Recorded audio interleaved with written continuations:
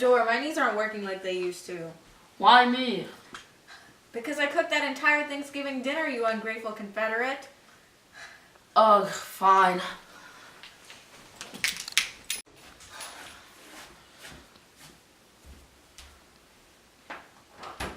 Ah, sweetie pie, I missed you so much. Oh, I missed you too. Happy Thanksgiving, Grammy. Oh, thanks. How was your drive-in? Let's eat. I'm starving. Good. Let's eat. I'm starving too. I haven't eaten all day just to save room for this big meal. So, did you hear about Charlottesville? Yeah? Yeah, these people from our Monday night bingo group went down there and helped and support. They marched in their wheelchairs and put Confederate flags all over them. These commies are trying to erase our history, and this is not good. They're trying to take down our best leader of all time, Robert E. Lee. Oh, shut up. Come on, he was the greatest military to ever live. Do you know the South did so good in the Civil War because they had so many military colleges in the South. 7 out of the 8 military colleges in the United States were in the South. That's what helped them do really good in the world. They also put down John Brown's raid, which was a violent uprising for abolitionism in the North. I think you're forgetting who won the war, honey. Yeah, so what if they won the war? The Southern military was led by Robert E. Lee and Jefferson Davis may have been strong, but the North had a really good navy. They built so many new ships, and they converted hundreds of what are those ships called? You mean merchant ships into blockades? Oh yeah. Yeah. The North created the Anaconda Plan to put a blockade on the South, which closed off their help from the outside world through the ports and the Mississippi River. It's what helped the North win the war.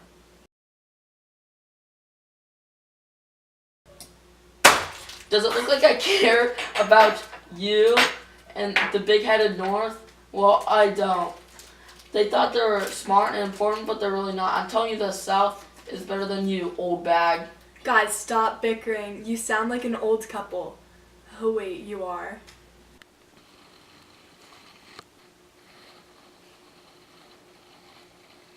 Do you guys realize that both of your sides have downfalls too? Like Grammy, although you had a good navy, the rest of your military was not strong at all.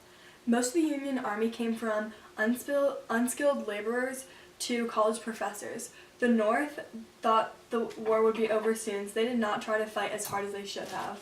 See? Look who's right. This guy. In Gramps, the South had few resources, which was part of the reason that they lost in 1865.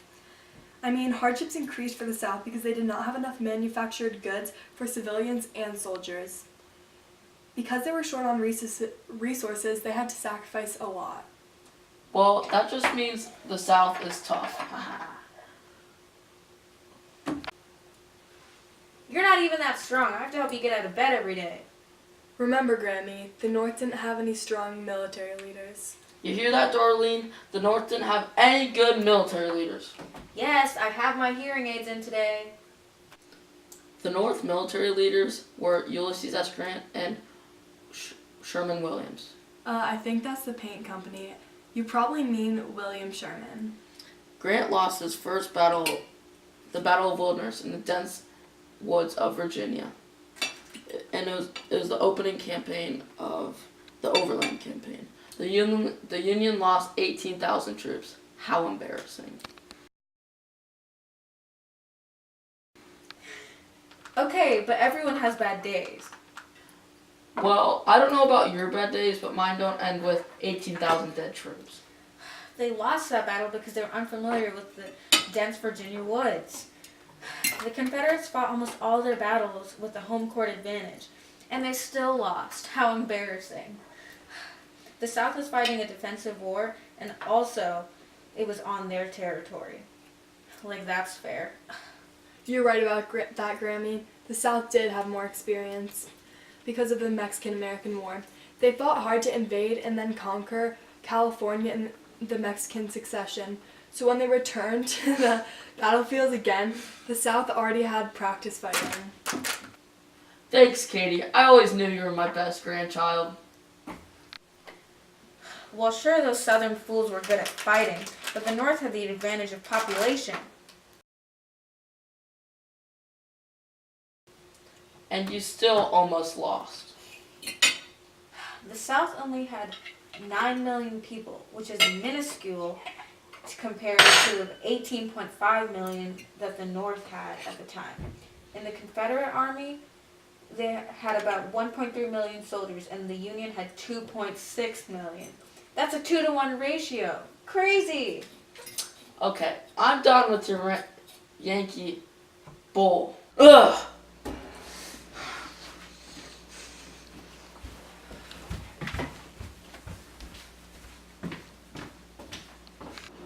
Gramps, throughout the whole war, the foreign countries remained neutral. But during the first year and a half of succession, the rich and wealthy usually favored the South, whereas the North was favored more by the regular people. The Union shipped grain to Britain, and in return, Britain sent them back manufactured goods. Also, immigration continued, and those immigrants usually helped the North. Ha, Jerry, look at that. Hey, don't go ahead of yourself. There's still plenty to come. Britain didn't just let the South out to dry. I mean, even though blockades were really hard to get through, the South's exports of cotton really decreased. Some military weapons were still able to get through the cracks. Did you hear about what happened in 1861? Ugh, no, what? Well, the Trent Affair, my teacher, Mr. Rasm, told me about it like 60 years ago, only when he was 25 years old. Oh boy, that must be when he could actually grow hair. The Trent Affair was when James Mason and John Slidell sailed over to Britain to ask them to get recognition for the Confederate government. During their sail, the Union ship stopped them and took them as prisoners of war. When Britain heard the news of that, they demanded the Union to give back the prisoners of war to the Confederate, which they did shortly to prevent war. And your point? The North are pansies and they're afraid to go to war. Whatever, you old grump. You're crazy. That just means the North was smart because they didn't go to war with Britain also. The North was a huge manufacturing industry. The North was outproducing the South in many critical areas because the different ways the products were produced. In the South, it was all produced by labor, but in the North, they were really into machinery. Plus, 3/4 of the nation's railroads were in the North. The North manufactured 97% firearms, 96% of the railroad locomotives, 94% of the cloth, 93% of the pig iron, and 90% of the shoes and boots. So they had all the power. Also, this really helped their economy and military.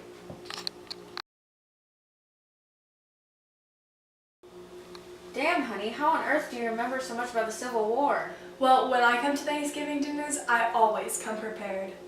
Well, part of the reason why the South succeeded was because of the Panic of 1857. After the Panic of 1857, the South realized they were economically safe and they did not need the North's help. The Panic of 1857 was caused by the economic decline worldwide and the overexpansion of the domestic economy. Yep. Actually, the North held 3/4 of the country's wealth, so in reality they weren't self-sufficient and their economics were really poor.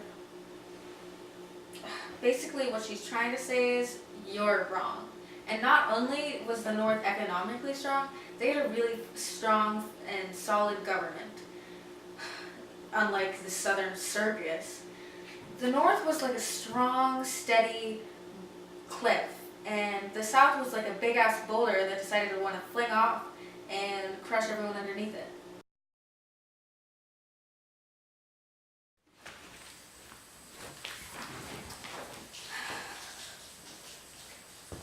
had enough of you, Jerry. I want to secede from this relationship. Don't be silly. We can talk this over. Can we though? This happens all the time, and I'm sick and tired of going to bed upset that we have drastically different opinions about the Civil War. Like my favorite president once said, a house divided against itself cannot stand. Lincoln said this to motivate the country to stay together, but I'm motivated to leave. Wait, what's going on? We're over. I can't take it anymore. Listening to all this Confederate bull. Fine. I'm done too.